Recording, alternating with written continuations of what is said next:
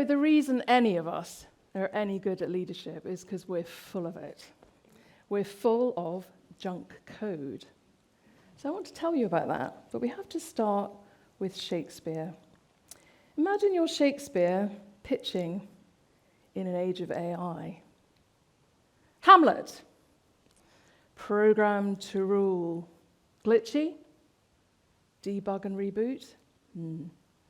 Macbeth, got it.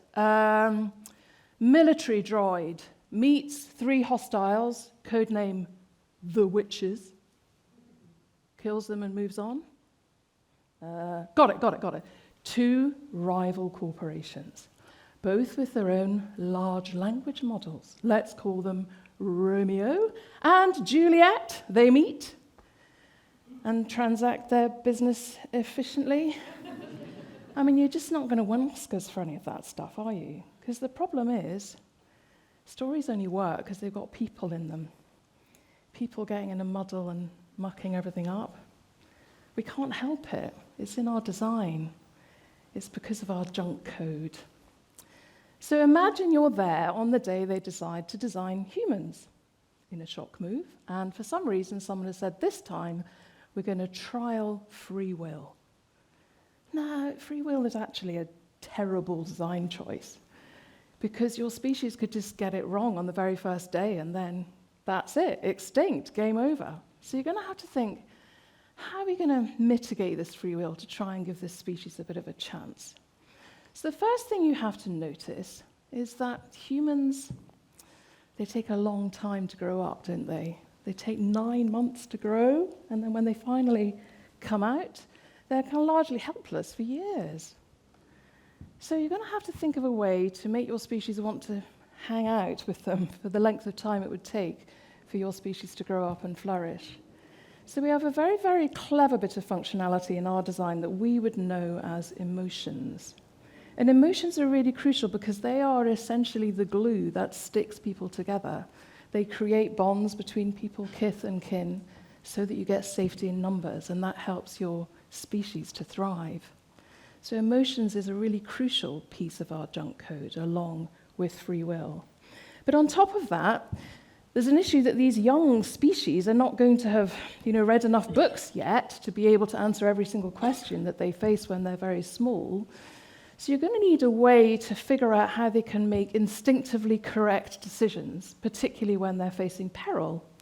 So we have a very clever bit of functionality in our design that some people would call sixth sense, or intuition, or feeling it in your gut, feeling it in your bones, feeling it in your waters, spidey sense, lots of different ways of explaining this kind of spooky thing where you just know. And we've all had that feeling when you just know. That's crucial because actually that keeps you safe in data-poor environments because you can still make a decision that you feel is absolutely right. So now we've got free will, emotions, intuition, but there is this problem that we may have errors occurring because we haven't retrofitted our species with all the training data in the world and all that omniscience that might be helpful. So how are we going to stop them rushing into precipitous decisions that could prove to be wrong? So again, there's an extraordinary thing in our functionality called uncertainty. Now, we know from the psychology that some people adore uncertainty because it's deeply fascinating, and the other half of the population completely hate it because they just want clarity and they want to know exactly what's happening immediately. And the thing is, it doesn't matter where you feel about uncertainty, where you are on that spectrum. The point about the function of uncertainty is it's like a gigantic pause button. Because if you're uncertain, you might think twice. You might ask for advice. You might stop and ask for directions if you're lost, or read a book, or do some more research. And the point about that period of uncertainty is it means that any decision that you do eventually make is a better one. So it's about de-risking your decisions. But, and I hate to tell you this, one day you may make a mistake. I know that's not happened to anyone here yet, but one day that may happen. And of course, luckily in our design, mistake making is sort of built in as a ratchet on our own learning because we learn through trial and error. So that is a very basic reality that you can see even in small children learning how to walk. But in human design, there's another very clever thing going on, which is that when you make a mistake, because of all these emotions and sixth sense, intuition, all that stuff, you feel bad, don't you? People look at you funny, or you get the sense that they don't like what you did, or it hasn't gone down very well.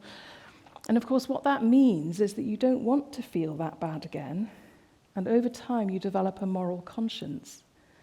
And the thing about conscience is it gives you a moral compass, and again, over time, that improves the decisions that you make. It improves the quality of every decision by future-proofing them again on that level. So now we have quite an array of junk code trying to keep us safe, trying to stop us rushing into things, but we also need to figure out how we want to motivate our species when maybe they have let everyone down and are feeling dreadful about it. And we have this extraordinary capacity as humans for meaning-making. We can't help ourselves. We make meaning out of the number 13, but also if you go outside on a clear night, you literally join dots in the sky, don't you? You call those stars constellations, and you say, oh, well, that's the Plough, and that's Cassiopeia, and there's the North Star, and that means I can find home. And the reason we do that, all that meaning-making, is meaning-making drives purpose, and a purposeful species will keep going in the face of any kind of setback. So all of that junk code, what we've done with it is we've rolled it up into this superpower that humans have, a superpower of storytelling. And we've been telling stories for as long as we know about stories. And we also know that the stories tend to repeat. They've got a lot of similar plot lines and similar messaging across the generations, across the globe. And when you think about the function of stories, it's actually a very clever way of smuggling in advice from our ancestors to try and keep us on the straight and narrow. And we don't even just do about the past, we do about the future, because if you think about speculative fiction and sci-fi, that's all about advice for the future, isn't it? So if you think about all that stuff, when you look at it together, you think, well, that's quite smart, actually. All that stuff seems to be why we're still here as a species, but actually, we didn't put very much of that into AI because we thought it was a bit sort of clunky and childish, and we weren't very sure about it. But actually, our storytellers have always known this stuff is really important. So if we go back to Shakespeare, I don't know how many of you will have read that wonderful speech at Agincourt that Henry V makes. And he's got to send all his soldiers out into a situation where they're massively outnumbered. And he comes up with this fabulous speech. He says, "He that shall live this day and see old age shall yearly at the vigil feast his neighbours and say, tomorrow is St. Crispian's, and strip his sleeves and show his scars and say, these wounds I had on Crispin's day." That's brilliant junk code leadership, isn't it? It's telling a story about mistake-making and uncertainty. It's using emotions and intuition. It's acknowledging the free will that all the soldiers have about whether they want to fight or not. It's quite brilliant. A robot wouldn't have come up with that sort of speech, would it? But here's an example for you of some ordinary junk code leadership. So picture the scene. I've got to go to a photo shoot. There's a charity that wants to do an advertisement where they want to have a photograph of 100 babies under the age of 1.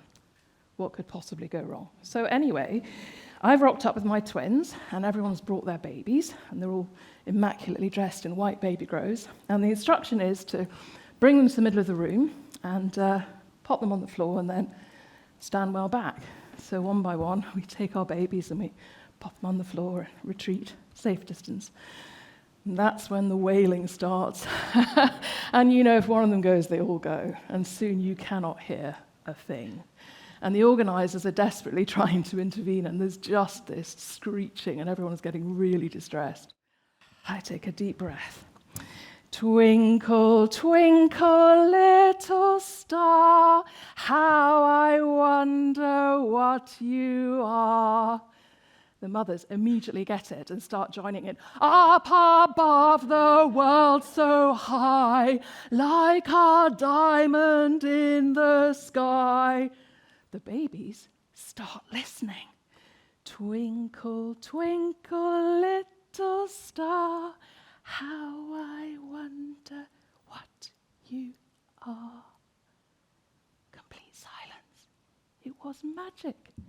Now, a robot wouldn't do that. That is ordinary junk code leadership. So you don't need to worry about competing with AI, being better than AI, because you're already excellently designed to be an excellent leader because of your junk code. And that's all we need, just you and your junk code leadership. Thank you.